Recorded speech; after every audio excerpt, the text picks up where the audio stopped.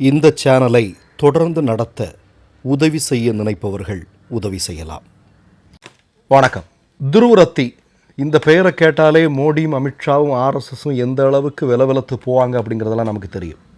2024 பாராளுமன்ற தேர்தல் முடிவுகளில் மோடி ஒரு மிகப்பெரிய தோல்வியை சந்திக்கிறார். 400 இடங்களில் வெற்றி பெறுவோம்னு சொல்லிட்டு ஒரு 200 இடங்கள், அதுவும் வாக்கு திருட்டின் மூலமாகத்தான் அவ்வளோ இடங்கள் கூட கிடச்சிது. இவ்வளோ பெரிய தோல்விக்கு மிக முக்கியமான காரணமாக அன்றைக்கு சொல்லப்பட்டதில் ஒன்று துருவரத்தியினுடைய யூடியூப் வீடியோஸ் இந்திய மக்கள் மத்தியில் ஒரு மிகப்பெரிய அளவில் தாக்கத்தை ஏற்படுத்தியிருக்கு அப்படின்னு சொல்கிறாங்க. அந்த துருவரத்தி என்று சொல்லக்கூடிய நபர் தீபாவளிக்கு ஒரு தினத்திற்கு முன்பு ஒரு வீடியோ போட்டிருக்கார். அது ஒரு வேண்டுகோள் வீடியோ. என்ன அப்படின்னா, டெல்லி மக்களுக்கு அவர் சில விஷயங்களை சொல்கிறார்.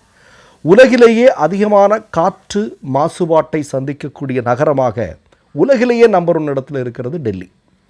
காற்று மாசுபாட்டினால் அதிகமான நுரையீரல் நோயாளிகள் இருக்கக்கூடியது டெல்லியில் தான். அந்த அளவிற்கு மிகப்பெரிய சிக்கலை சந்திக்கக்கூடிய ஒரு நகரம். அப்போ அவங்கக்கிட்ட ஒரு வேண்டுகோள் விடுக்கிறார். அதாவது தீபாவளிக்கு குறைவான பட்டாசுகளை வெடிந்தால், முடிந்தால் பட்டாசுகள் வெடிக்காமல் இருங்க அப்படிங்கிற ஒரு வேண்டுகோளை அவர் முன்வைக்கிறார். ஆனால் தீபாவளி வருகிறது. பாஜக ஆட்சி அங்கே நடப்பதனால பிஜேபிக்காரன் என்னென்னா, அவனுடைய வாக்கு வங்கி அரசியலுக்காக தீபாவளியை கொண்டாடுங்க, என்ன வேணால் பண்ணுங்கள், எவ்வளோ வேணால் பட்டாசை வெடிச்சிங்கன்னு சொல்லிவிட்டு அவன் பாட்டுக்கு அவன் ஒரு ஆர்டரை பிறப்பிக்கிறான். பெரிய அளவில் பட்டாசுகள் வெடிக்கப்படுகிறது. விளைவு என்ன தெரியுமா? நீங்கள் ஒரு 100-150க்கு மேலே போனாலே காற்று மாசுபாடு அடைகிறது. இது நீங்கள் பார்த்தீங்கன்னா, அன்றைய தினம் மட்டும் டெல்லியில் காற்று மாசுபாடினுடைய அந்த அளவீடு எவ்வளவு சொல்லியிருக்காங்க அப்படின்னா 500க்கு மேல் என்று சொல்லப்படுகிறது. அந்த அளவிற்கு ஒரு மிக அபாயகரமான சூழலை டெல்லி மாநகரம் இந்த தீபாவளி பட்டாசு வெடிப்பினால் இன்றைக்கு அது மாறி இருக்கிறது அப்படிங்கிறது தெளிவாக தெரிகிறது. இதற்கு என்ன காரணம்? இப்போ துருவரத்தி ஒரு வீடியோ போடுறாரு. நீங்கள் பட்டாசுகளை அதிகமாக வெடிக்காதீங்க, முடிந்த அளவிற்கு வெடிக்காமலே இருங்க, நம்முடைய சக மனிதர்களையும் நம்ம பூமியையும் நம்ம பாதுகாக்க வேண்டி இருக்கிறது அப்படிங்கிற மாதிரி அவர் சொல்கிறார். ஏன்னா மனுஷன் இருந்தால் தானே தீபாவளி, மனுஷன் இல்லைன்னா என்ன தீபாவளி இல்லையா? ஆனால் துருவரத்தி பிஜேபிக்கு எதிரானவன், ஆர்எஸ்எஸ்க்கு எதிரானவன், இந்துக்களுக்கு எதிரானவன் அப்படின்னு சொல்லிட்டு ஒரு பெண்மணி, ஒரு ஆர்எஸ்எஸ் சங்கி ஒரு வீடியோ போடுறாங்க. நான் ஒரு 1000 ரூபாய்க்கு இல்லைனா ஒரு 1500 ரூபாய்க்கு பட்டாசுகள் வாங்கி வெடிக்கலான்றேங்க. ஆனால் துருவரத்தி இந்த வீடியோ போட்டதுக்கப்புறம் நான் 5000 ரூபாய்க்கு பட்டாசு வெடித்தேன் அப்படின்னு சொல்லிட்டு ஒரு ஏகதாளத்தோடு பேசுகிற அந்த செய்தி இன்றைக்கு சமூக ஊடகங்களில் மிகப்பெரிய அளவு வைரலாகுது. இப்போது துருவரத்தி இருக்கக்கூடியது ஜெர்மனியில், உங்களுக்கெல்லாம் தெரியும். அங்கு 50% தான் காற்று மாசுபாடு. சுத்தமான காற்றை சுவாசித்து கொண்டிருக்கக்கூடிய ஒரு மிக சுற்றுப்புறச் சூழல் மிக ரம்யமாக இருக்கக்கூடிய ஒரு பகுதியிலிருந்து அவர் ஒரு வீடியோ போடுறார். டெல்லியும் அப்படி இருக்கணும், டெல்லி இருக்கக்கூடிய மக்களும் சுத்தமான காற்றை சுவாசிக்கணும், ஒரு சுகாதாரமான இடத்துல வாழணும், காற்று மாசுபாட்டினால் அங்கே இருக்கக்கூடிய தலைமுறையாக பாதிக்கக்கூடிய பிரச்சனைகள் அவங்க வெளியே வரணும், யாருக்கு எந்த பிரச்சனையும் இருக்கக்கூடாது அப்படிங்கிறதுக்காக அவர் போடுறார்.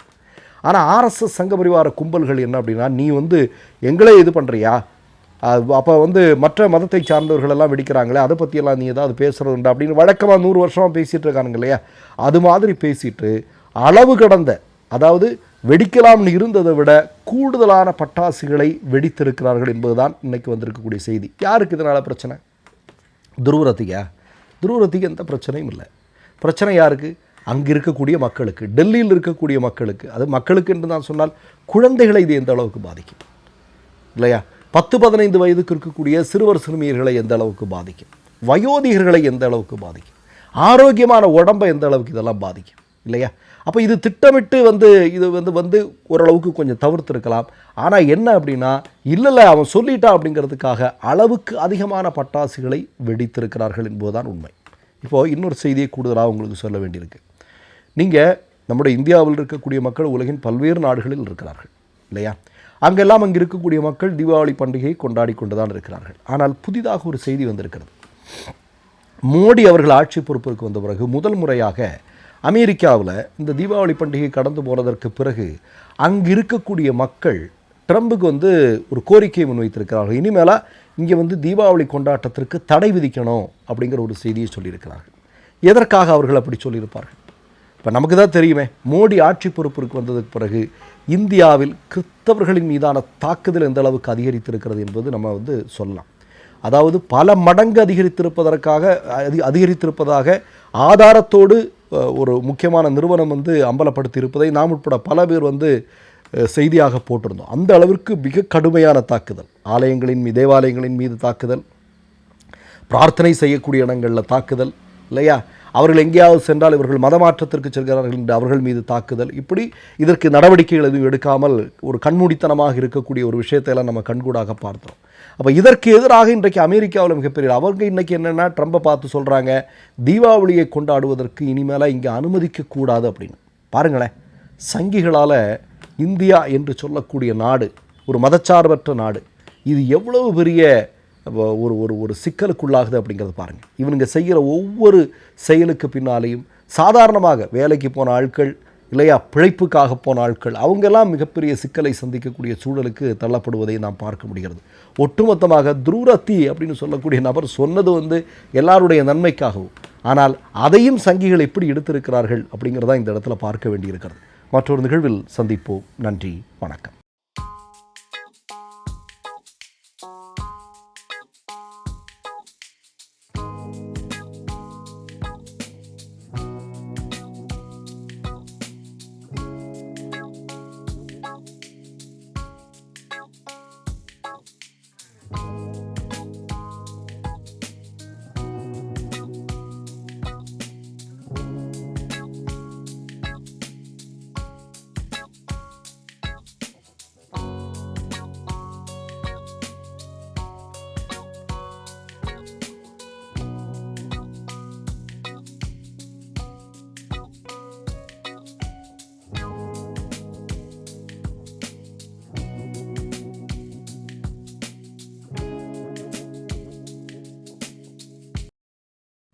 மூன்று யூடியூப் சேனல்கள் வியாபாரத்திற்கு இருக்கிறது. தேவைப்படுபவர்கள் இந்த எண்ணுக்கு தொடர்பு கொள்ளுங்கள். மை நேம் இஸ் ரெட் சேனலை சப்ஸ்கிரைப் பண்ணிக்கோங்க. அதுக்கப்புறமா பக்கத்தில் இருக்கிற ஜாயின் பட்டனை கிளிக் பண்ணீங்கன்னா ஒரு நியூ பேஜ் ஒன்று ஓப்பன் ஆகும். அதுலேயும் ஜாயின் பட்டனே கிளிக் பண்ணிக்கோங்க. அதில் பார்த்தீங்கன்னா credit R debit card options இருக்கு. இதில் உங்களுக்கு விசா, மாஸ்டர் கார்டு, ரிப்பே அப்படின்னு 3 ஆப்ஷன்ஸ் கொடுத்துருக்காங்க. அதில் நீங்கள் எந்த கார்டு சூஸ் பண்ணுறீங்களோ அந்த கார்டோட நம்பர் என்டர் பண்ணிக்கோங்க. அப்புறமா கார்டோட வேலிடிட்டி மந்த் அண்ட் இயரை டைப் பண்ணிக்கோங்க. அடுத்தபடியா உங்க கார்டோட பின்னால சிவிசி கோடுன்னு சொல்லிட்டு 3 நம்பர்ஸ் கொடுத்துருப்பாங்க. அந்த நம்பரை இதில் என்டர் பண்ணிக்கோங்க. அப்புறமா அட்ரஸ் அண்ட் இன்ஃபர்மேஷன் என்டர் பண்ணிட்டு பைங்கிற பட்டனை கிளிக் பண்ணிக்கோங்க. ஒருவேளை உங்க கார்டு நம்பர் இன்வாலிட்னு காமிச்சிச்சுன்னா உங்க கார்டுல இன்டர்நேஷனல் யூசேஜை எனேபிள் பண்ணுங்க.